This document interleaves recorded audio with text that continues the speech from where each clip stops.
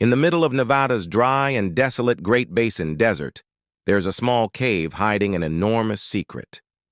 This is Spirit Cave, and buried deep in its darkness, someone made a discovery that would eventually change everything we thought we knew about the history of humans on this continent. It all began in 1940.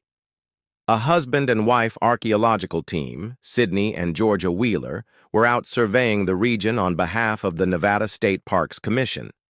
Their main goal was to protect historical sites from the rising threat of guano mining. But during their survey of Spirit Cave, they stumbled upon something extraordinary. Beneath layers of tightly woven mats made from tool reeds, they uncovered human remains. One set belonged to a middle-aged man, probably in his 40s, whose head and right shoulder were astonishingly well preserved by the desert's dry climate. But even more intriguing than the body itself was the way he had been buried, wrapped carefully in tool matting, wearing finely crafted lined moccasins, and covered with a rabbit skin blanket.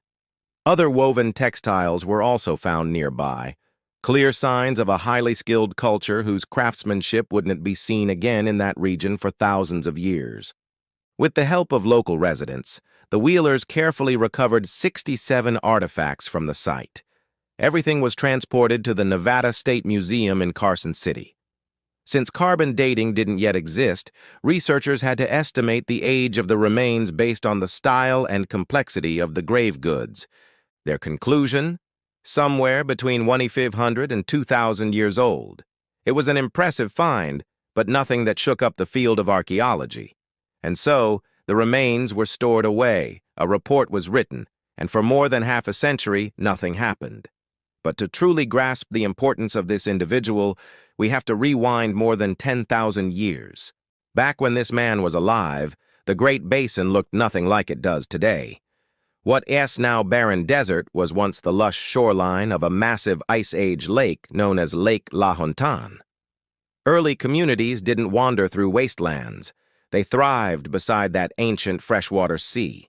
Fish were abundant, birds filled the sky, and wild plants offered food and materials. Life was rich. These weren't aimless nomads. They were skilled people shaped by the rhythm of the lake. Fast forward to the 1990s. Archaeology had made huge strides. New tools, new methods, especially accelerated mass spectrometry radiocarbon dating, allowed researchers to re-examine old collections with fresh eyes. Spirit Cave's forgotten mummy was among the specimens chosen for testing. And the results? They blew the lid off everything. This wasn't a 2,000-year-old man. He was more than 10,600 years old, calibrated, precise, undeniable. In that instant, Spirit Caveman wasn't just another mummy. He became the oldest human mummy ever found in North America. And not just that. He predated Egypt's pyramids by over 5,000 years and lived more than 2 millennia before Europe's famous Iceman, Ötzi. And with that one test, the entire timeline of human history in the Americas began to crack wide open. This discovery wasn't just historic, it was revolutionary. The Spirit Caveman instantly became a challenge to everything archaeologists had believed about how and when people first arrived in the Americas. For decades, the dominant theory went something like this.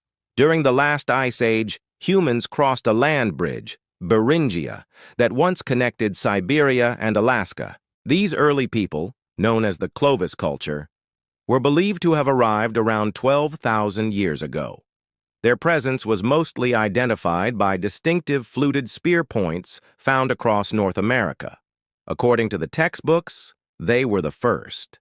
But now, here was the Spirit Caveman, buried in Nevada, dressed with care, clearly part of a complex culture, and he was just as old, if not older, than the Clovis people. That shook the foundation. Was it possible that people had arrived earlier than we thought? Maybe even by a different route. Some scientists proposed that early humans could have traveled along the Pacific coastline by boat, navigating the edge of the ice. Others went even further, reviving controversial ideas about early crossings from Europe across the Atlantic. All of a sudden, the story of the peopling of the Americas was no longer simple and linear. It was complicated, layered, and open to new possibilities. But this wasn't just a scientific mystery. It quickly turned into something much deeper and more emotional. You see, Spirit Cave sits on public land, which means the remains fell under the authority of the Bureau of Land Management, or BLM. As scientists pressed for more advanced testing, including DNA analysis, their efforts triggered a powerful response. The Fallon Pyutes Shoshone tribe, whose ancestral territory includes the Spirit Cave area, stepped forward. To them, this wasn't just a scientific specimen, this was an ancestor. Their oral traditions spoke of a spiritual connection to that land that stretched back farther than memory. And from their perspective, disturbing the remains of a relative, especially for analysis, was a violation of both cultural values and spiritual beliefs.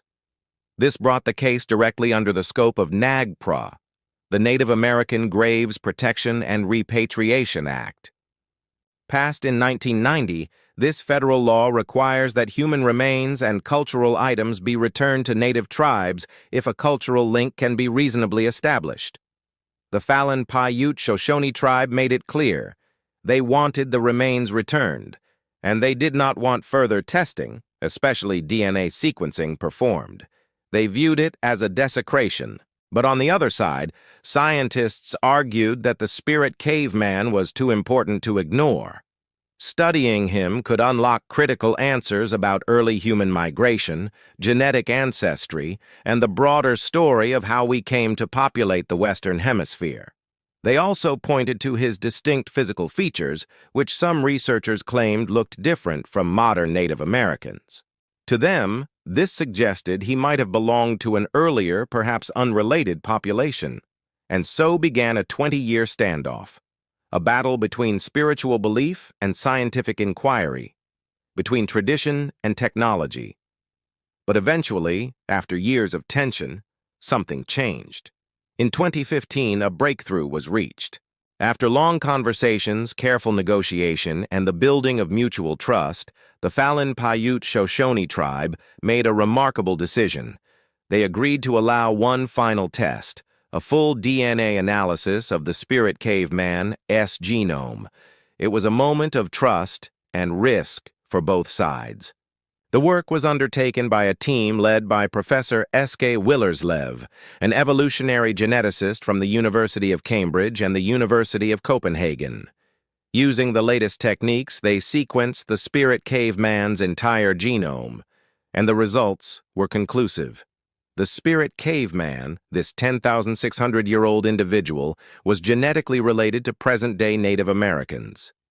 Even more specifically, he shared direct ancestral ties to the Fallon Pyutes Shoshone tribe itself. Science and tradition had converged. For the tribe, the result confirmed what their oral histories had always taught them, that they were part of this land not just for hundreds or thousands of years, but for 10 millennia or more. With the genetic evidence in place, the legal path was finally clear. In 2016, the Bureau of Land Management officially approved the repatriation of the Spirit Caveman's remains to the tribe. And in 2018, nearly 80 years after he was first uncovered, he was finally laid to rest again, in a private ceremony led by his descendants. After over 10,000 years, he returned home. The repatriation of the Spirit Caveman wasn't just a legal victory, it was a moment of healing, a bridge between the past and present, between science and spirit. For the Fallon Pyutes Shoshone people, it was a sacred act, finally giving rest to an ancestor who had waited thousands of years. And for the scientific community, it was a profound reminder that knowledge doesn't always come from a microscope or a genome sequencer. Sometimes it comes from listening, to stories, to tradition, to people who have lived on the land for generations. But that doesn't mean the Spirit Caveman's story ends there. In fact, it only deepens. His discovery did more than add a data point to archaeology. It forced a rewrite of the timeline. If people were living in Nevada over 10,600 years ago, then the Clovis First model no longer held water. That model, The idea that the Clovis culture represented the first humans to enter North America had already been under pressure from other sites. But the spirit caveman was different. He wasn't just a tool or a footprint. He was a person, preserved, complex, and unmistakably human. And unlike the stone tools of Clovis or the bones found in older settlements, this mummy had something more: a face, a burial, a story. His deliberate placement in the cave, wrapped in mats, adorned with carefully crafted items, it all pointed to a people who weren't simply surviving in a harsh landscape. They were thriving, thinking, feeling. They had culture, ceremony, respect for the dead. That challenges the way we often think about ancient people. Too often, early humans are portrayed as primitive or barely hanging on. But Spirit Cave tells a different story. It shows us that 10,000 years ago, there were already established traditions, craftsmanship, and care in the way communities honored their dead. And the implications go even further. Think about it. If this man lived 10,600 years ago in what is now Nevada, what does that say about how long humans had been in the Americas before that? It suggests a much earlier arrival, possibly thousands of years before the Clovis culture. And if people were already crafting complex clothing, blankets, and ceremonial burials in the Great Basin, then their ancestors must have had time to migrate, adapt, and evolve those skills over generations. In other words, by the time the spirit caveman was buried, humans had already been here for a long, long time. This also reopens questions about how people migrated. Was it a single wave from Siberia, or were there multiple migrations over time? Could some early groups have come by boat, following the coastline southward? Or did different populations arrive from entirely different parts of the world? Suddenly, the peopling of the Americas is no longer a straight line. It's a web, a puzzle made up of many cultures, many journeys, and many forgotten chapters. And one of the most remarkable things about Spirit Cave is how he connects those threads. Not just in terms of age, but in what he represents.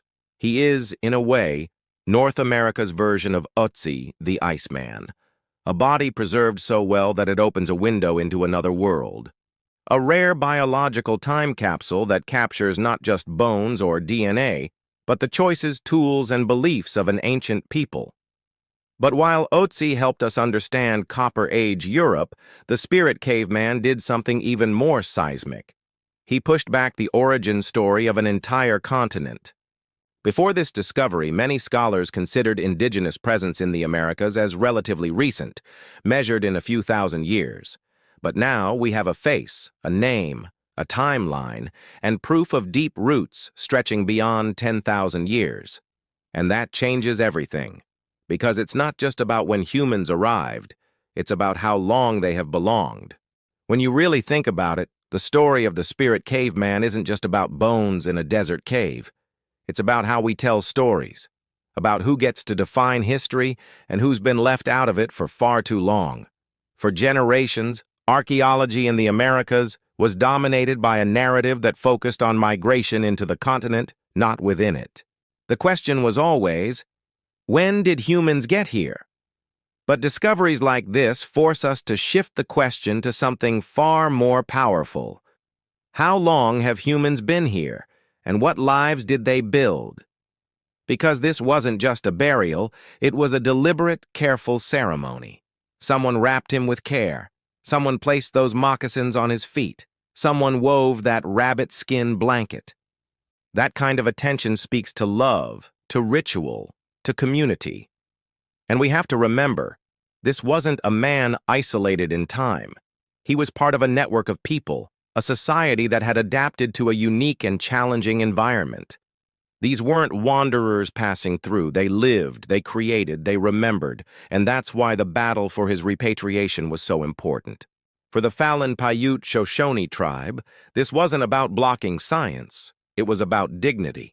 It was about recognizing that these ancient remains weren't just data points or research opportunities. They were ancestors, family. part of a sacred story that stretches back farther than any carbon test could ever tell. The fact that DNA eventually confirmed the spirit caveman's connection to the tribe wasn't a surprise to them. They didn't need scientific validation. Their stories, passed down for countless generations, had always told them they belonged to that land. But what's remarkable is that in the end, science didn't contradict those stories. It affirmed them. That moment, when genetics and oral history aligned, was powerful. It was a reminder that knowledge doesn't always come from a lab. It can come from memory, from tradition, from the quiet knowing that comes from living on and with the land for thousands of years. And maybe that is one of the biggest lessons the spirit caveman leaves us with. That truth lives in more than one place. That sometimes the past speaks through DNA, and other times it speaks through story. As researchers continue to explore early human settlements across the Americas, the Spirit Cave discovery remains a pivotal landmark, not just because of how old the remains are, but because of what they represent: the presence of fully human lives, complete with emotion, culture, and connection. He wasn't just surviving, he was part of a thriving people. That understanding is reshaping how we view ancient history, especially in North America. No longer are early humans seen as mere migrants chasing herds across frozen tundras. Instead, they're seen as builders of tradition, guardians of memory, and members of civilizations that left behind more than stone tools. They left behind relationships, rituals, and a legacy that continues to echo today. And perhaps what's most humbling is this. For decades, the spirit caveman was tucked away in a museum drawer, a quiet secret from a forgotten excavation. It wasn't until modern science, respectful dialogue, and ancient tradition came together that his voice could finally be heard again. He waited over 10,000 years for that moment, and now the world is listening. The Spirit Caveman's story is more than a historical breakthrough. It is a story about time, silence, and rediscovery. He reminds us that the past isn't gone, it's just buried, waiting for us to listen more closely. And sometimes all it takes is a single discovery to shift the foundations of what we thought we knew. Before his unearthing, most scholars believed that indigenous history in North America only stretched back 12,000 or maybe 13,000 years. That was the widely accepted model: simple, neat, comfortable. But the Spirit Caveman cracked that story wide open. His existence, dated to more than 10,600 years ago, adds undeniable evidence to a far deeper, richer, and more ancient human presence in North America. He lived in a time when Ice Age lakes still shimmered across Nevada, when lush wetlands sustained thriving communities, and when humans were crafting not just tools, but textiles, clothing, and ceremonial traditions. And he wasn't alone. His burial shows intention. His clothing shows care. His placement within the cave wasn't random. It was a ritual act, carried out by people who understood memory, mourning, and meaning. That's what makes him more than a mummy. He's a messenger, a time traveler from the Pleistocene who somehow survived to whisper across the millennia. And what he tells us is clear. Human history in the Americas didn't begin with the Clovis people or with the arrival of Europeans. It began long before in places like Spirit Cave, where ancient hands wove mats, stitched moccasins, and honored their dead with dignity.